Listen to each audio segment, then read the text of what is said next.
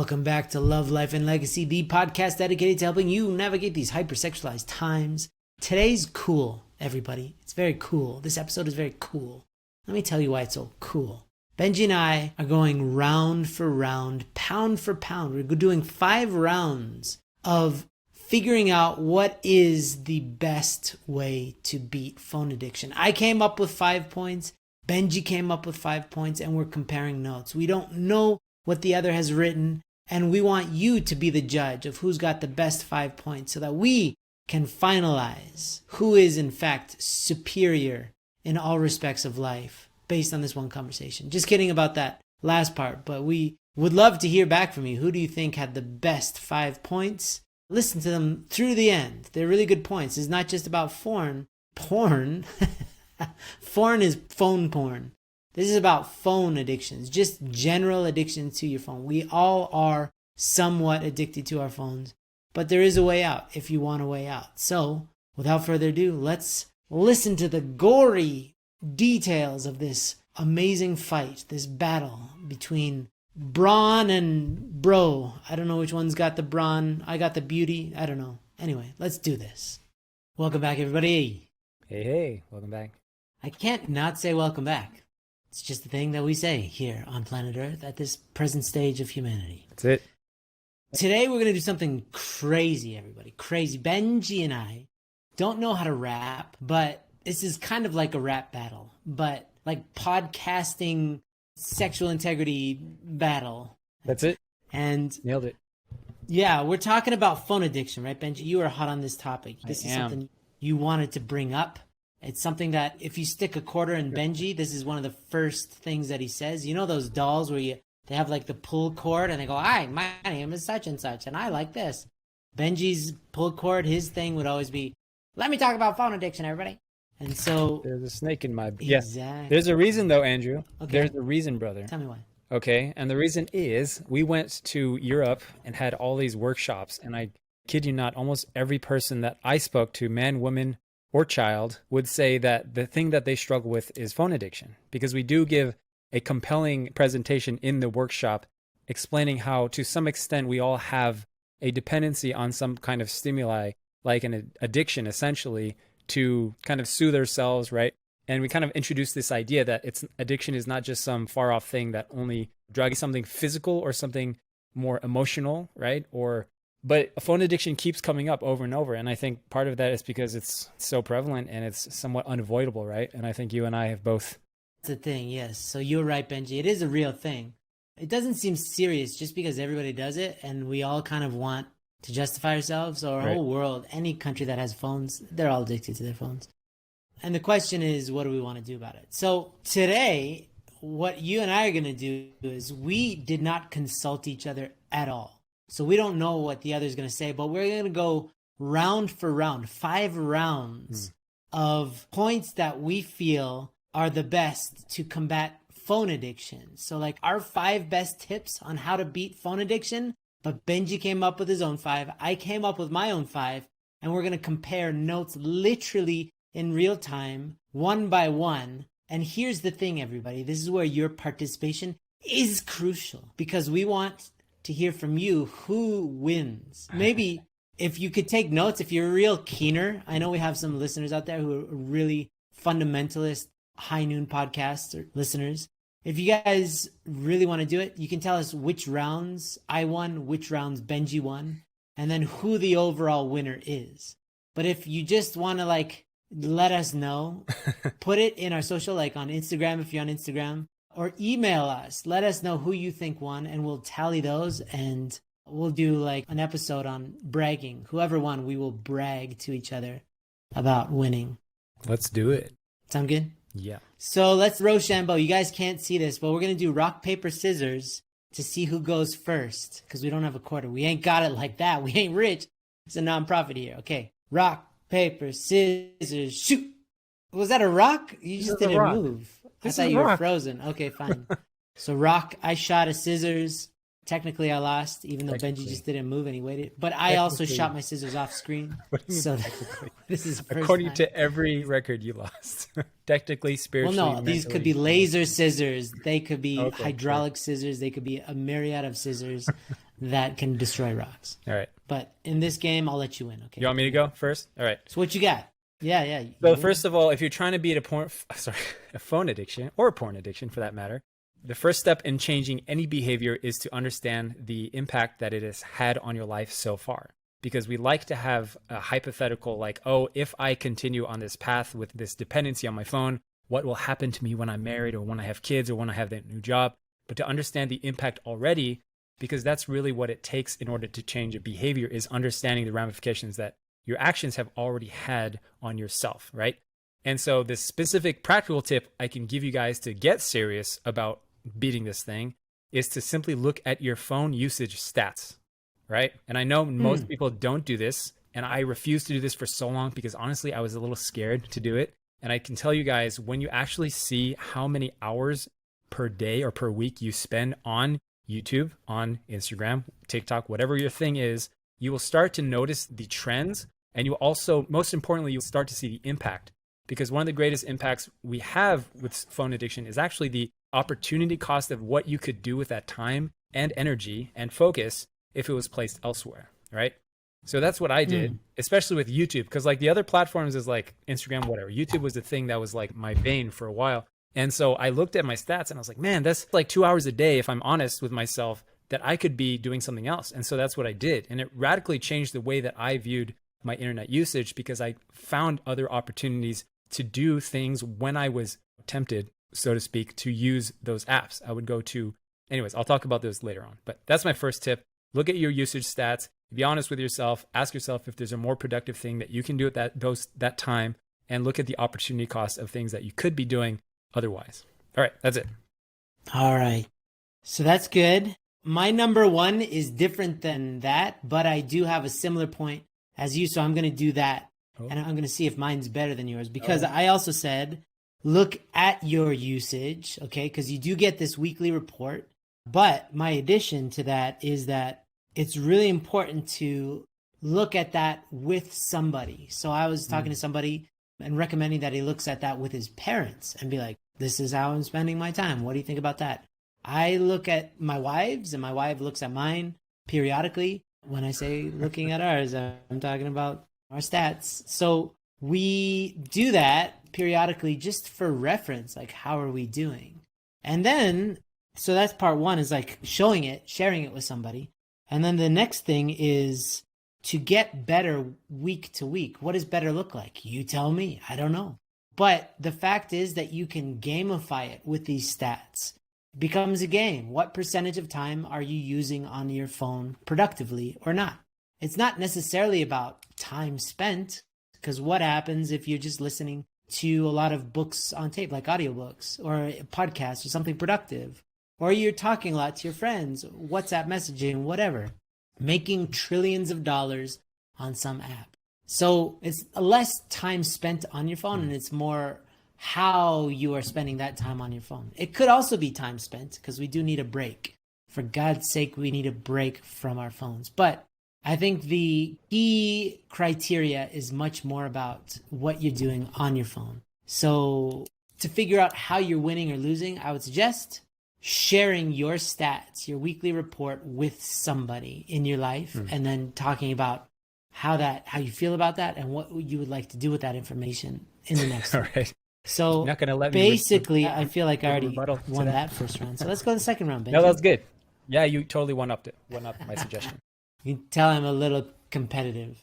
All right, so I'm going to explain my second tip for you guys here, and that is to make a clear pros and cons list for using any of the platforms that you use, whatever app you use, whatever website is your thing. And the notorious one that keeps coming up for people that I talk to is actually YouTube. And for me, that was a big struggle too, because it was like I didn't really care about Instagram, I didn't really struggle with Facebook or anything like that. It was just like mindlessly going to YouTube to wind down in the evenings, or it was during like toilet breaks or rest breaks, etc. So when I made this list, what was interesting is when I started doing the pros list, I really got honest, and I was like, okay, there are 3 pros that I can see to having this use of YouTube, right? Number 1, it relaxes me. Number 2, it's stress relief. And number 3, it's educational sometimes. So, and I asked myself, are those true? And it seemed to me like it almost felt like I was a porn addict trying to justify a porn addiction when I was making this list. It's like, yes, it's relaxes. Yes, it's stress relief, but is it actually relaxing, or is it making me more dependent on it so that I don't even know how to relax without it? It's more of an addiction than it is a useful tool to relax, right? Stress relief, also not true, real stress relief, because I feel more stressful generally after it. Also, I'm depending on it just to not feel stressful.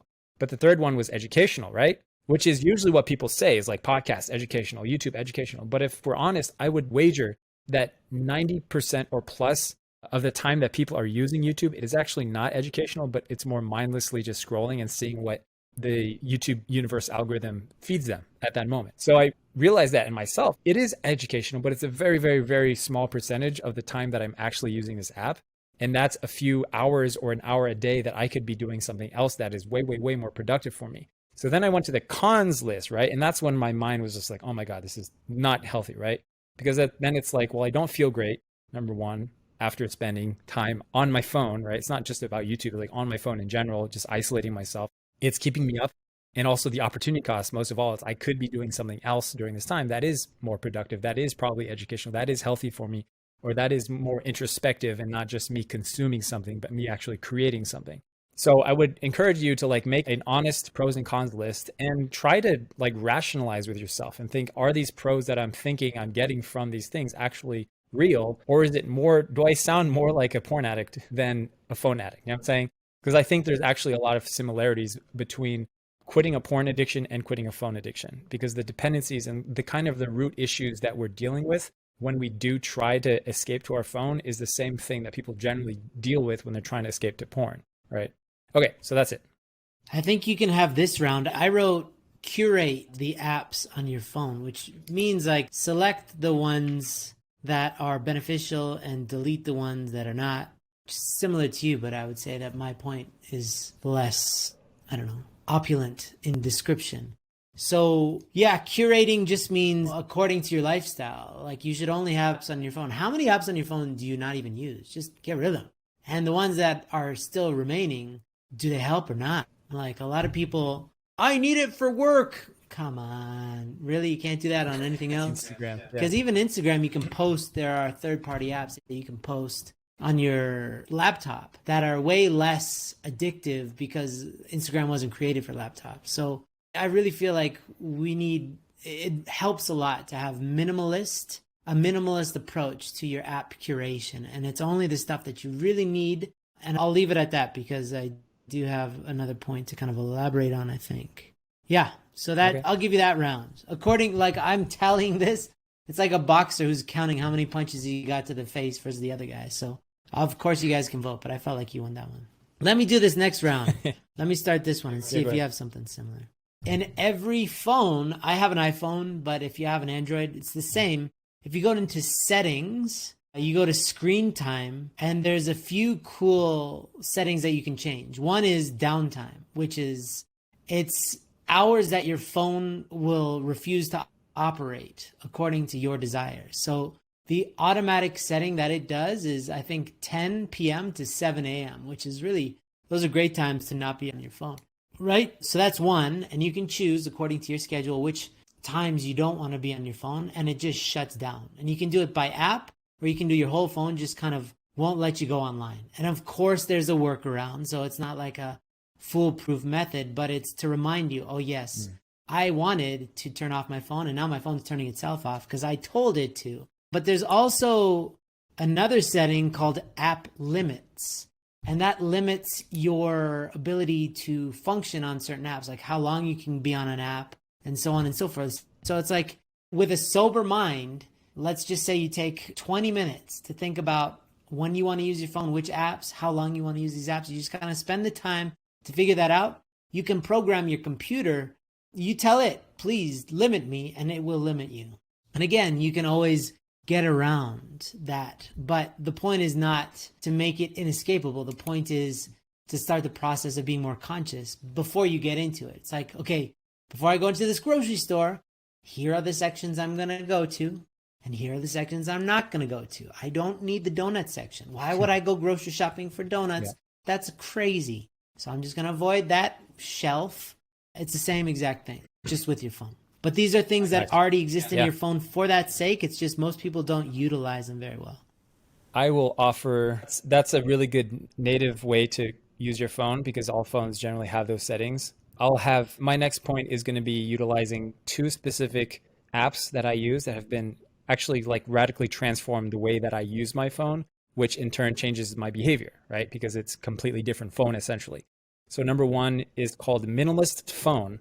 And I know this is for Android, and I don't know if it's for iPhone. I imagine it is, but it's just called Minimalist Phone. And it essentially just changes the entire look of your phone so that it's just like black and white. And the apps are not colorful and appealing. It's just really boring looking. So when you go to your apps, it's just like, there's nothing to do here. I don't want to be here, right? So it deliberately tries to make your phone just minimalist and boring as heck. And I think when you go to your app store, you actually have to search for your apps. So you have to be strategic and deliberate about which app you want to go to. So you don't just find yourself, you know what, you're just bored and you just go to the app drawer and you find the most colorful app, which is usually Instagram or something like that. And you just click on, you're like, I didn't even know why I'm here. Like something possessed me. And I didn't even try to come here, but here I am, right? So it kind of eliminates that whole behavior altogether. And the second app is called Block Site. And I've been using this for probably a decade now, actually. And this is beneficial because you can block specific websites and apps completely. And you can give the password protection to someone else.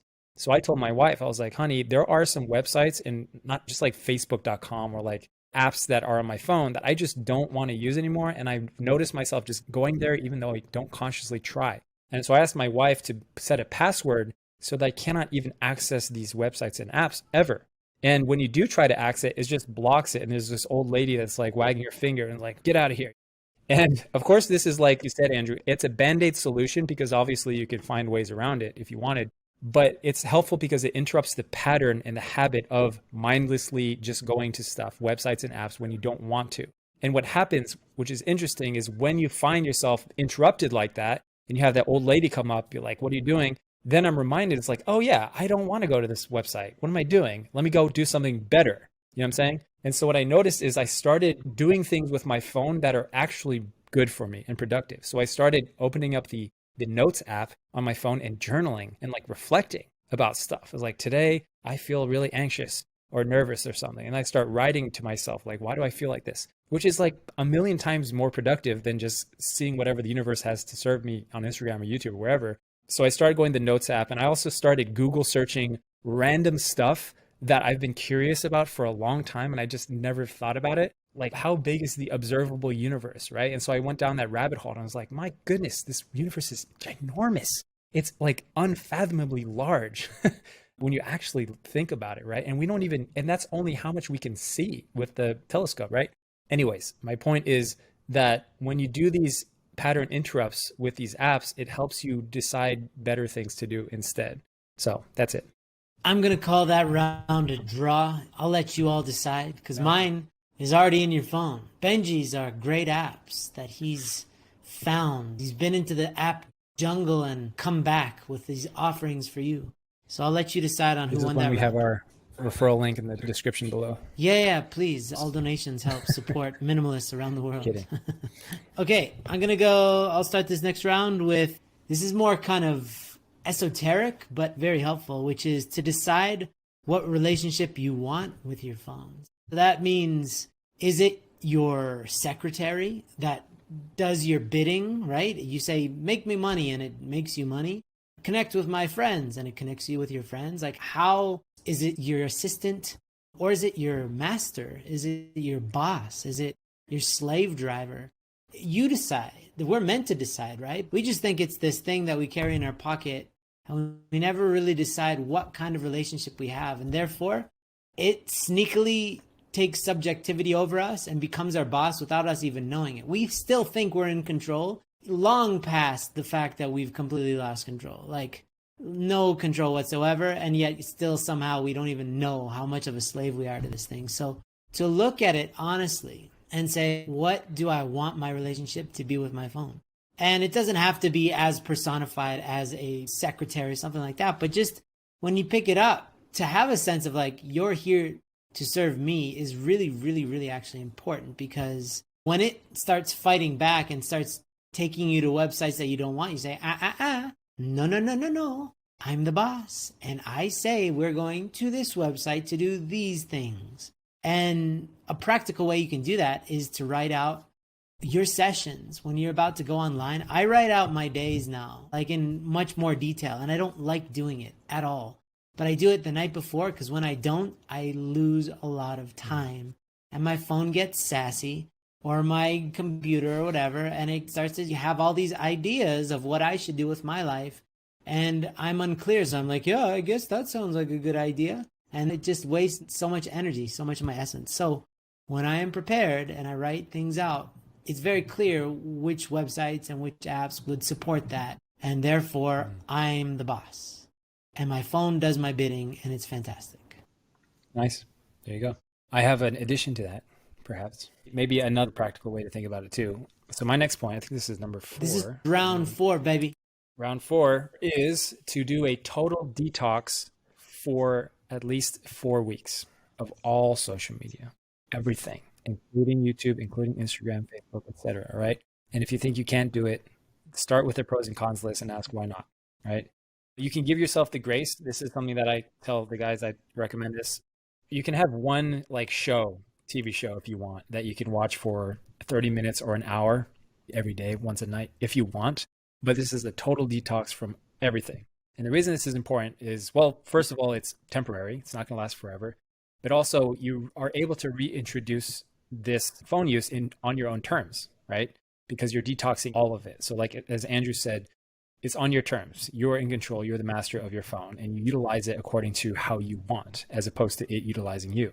So if you feel like, oh, I can't do that, then that's a clear indication that, well, do you have a healthy relationship with your phone? So it's a challenge, and you could ease into it. Like if 4 weeks is too long, try it for 1 week. Try it for 1 week. And I guarantee you, you're going to notice some things about you that you didn't know. You're going to learn some things. You're going to grow a little, and you might actually really like it. You might actually really like being disconnected from all the stuff that we feel like we need in order to live our lives. And then after 1 week, evaluate yourself and your progress and be like, do I want to keep doing this? And then do it for 4 weeks eventually. And I recommend this because I read one study that showed that the dopamine levels that are all over the place for most people start to kind of normalize and level off after about 4 weeks, 28 days of detoxing the dopamine system, right? So it can be a helpful way to not only quit a phone addiction, but also porn as well. And especially with people that have porn addictions, this is one of the first things I recommend is do a complete detox from all social media, because it's like if you're a recovering alcoholic and you are hanging out at the bar to socialize, quote unquote, or like just drink water. It's kind of like an unreasonable thing because the micro decisions of somebody going to a bar just to socialize to eventually drinking is like, the decisions are so subtle and so slight that it's just a losing battle. So especially people that are recovering from a porn usage, I really highly recommend doing a total detox from this stuff. Try it for 1 week, see how you feel, and then go up to 4 weeks. And then beyond if you want. Some of the guys that are in Ascend that I recommend this to have been doing it for months and they feel incredible. And because they introduce YouTube or whatever on their own terms, and they do it with deliberation and kind of like 30 minutes a day or an hour a day. And it's really life-changing. So yeah, that's it. So if you decide to take up this 4-week challenge, please write us a letter on parchment and let us know you're doing it, because you can't write us an email. Definitely can't Instagram us. So good luck with that. Okay, last round, final round, Benji. I'm going to hit you with some old school flavor. It's like in boxing, it's not always the fanciest moves that get you the win, that get you the big W. It's the classic, the jab, jab, uppercut. I don't know boxing at all. Uppercut, I think I got from Street Fighter. Tiger uppercut. Anyway, this one is a classic, which I've said many times and I stick to it. Because I do have a guy right now who's doing it with his parents, which is to give your phone a bedtime and make it a public space. Like give it a bed and a bedtime. Just like with kids, it really helps them a lot. My life flipped around in the best possible way when I learned the power of bedtimes. Even as kids get older, they still need a lot of sleep because they're growing a lot. So you got to put them to bed, but it regulates them. Otherwise, they could go to sleep super late and then they'll wake up cranky and they're all over the place, right? So same with us and same with our phones, to give your phone a bedtime and a bed place. So typically kitchen is a good place, far away from your room, and also an agreement that you're not going to turn it on. So it's not only not in your room, but it's off. Okay? At least on airplane mode. And then you don't turn it back on. You don't turn the Wi-Fi back on until a certain time. So for me, earliest is 7 o'clock, but actually I've been pushing that to 8 is the goal. I'm at 7:30 right now. And I'm still battling this myself because there's still a temptation to kind of know what's ahead for the day. Is there any emergencies or anything like that? But I know that's the worst way to start your day. I'm not like checking social media, but even emails. Why would I want to think about emails at 7:30 in the morning? But I'm still working on it to push it back to 8 o'clock because there's still like this sneaky voice in my head. But anyway, it goes off at 9 in my house. No internet past 9, and then it doesn't turn back on until 7:30 now. So I would recommend that for everybody. And if you're single, to do it together with your parents, to help give your phone to them really helps. And if you're married, to give your phone to your spouse, or to have like a common place for both of you. And then you guys just go and read or snuggle or kiss or whatever, right? But you get the phones out of the rooms, especially at night. Yeah, that's a great point. One thing that really helped me do that personally is I heard someone say that if you end the day with your phone and you start it with your phone, whatever you're doing on your phone, you're giving your power to whatever your phone is serving you. So whether that's email, the news, social media, feeds, whatever, and you're giving your energy the first thing in the morning, and it's going to dictate basically a huge portion of your energy in your day. And he was like, why would you do that? Like, why would you give that amount of power to your phone, right? Or to other people, essentially, what other people have for your agenda. So after I heard of that, I was like, yeah, that's true. Yeah, that's a good point. I did the same thing, Andrew. But what's your last round? Give it to me, buddy. Okay, last round. So let's see. I think this will be very valuable to people that have tried all of these things and still are like, why is it that I believe with all my heart that this thing is the devil and I want to get rid of it and I don't want to spend any time here, but at the same time, I keep doing it and I keep going back to it, right? Sounds a lot like porn and masturbation, to be honest. And that number 5 is to figure out why you use your phone.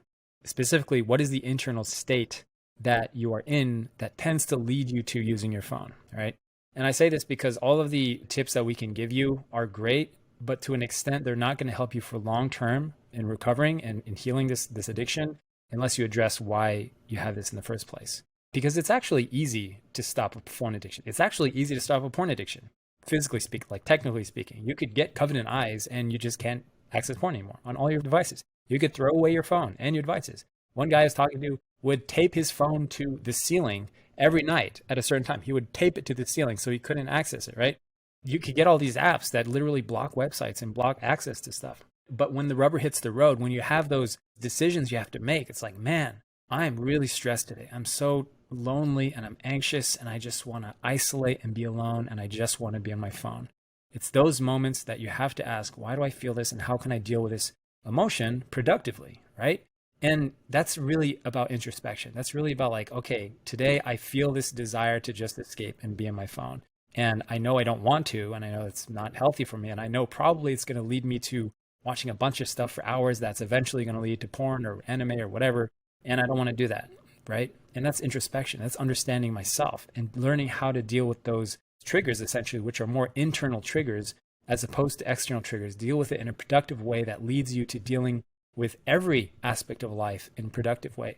So it's subtle, but it's important because when you can understand this, like, why is it that I want to escape? Then you have dominance over so many aspects of your life, including sexual integrity, porn, masturbation, food addiction, right? Food dependency, relationships, connections, because you start to prioritize what is really, truly important, which is you being filled up as a person so that you don't even need your phone anymore, right? You live in a world where you can access your phone, but you just choose not to because you're not appealed by it.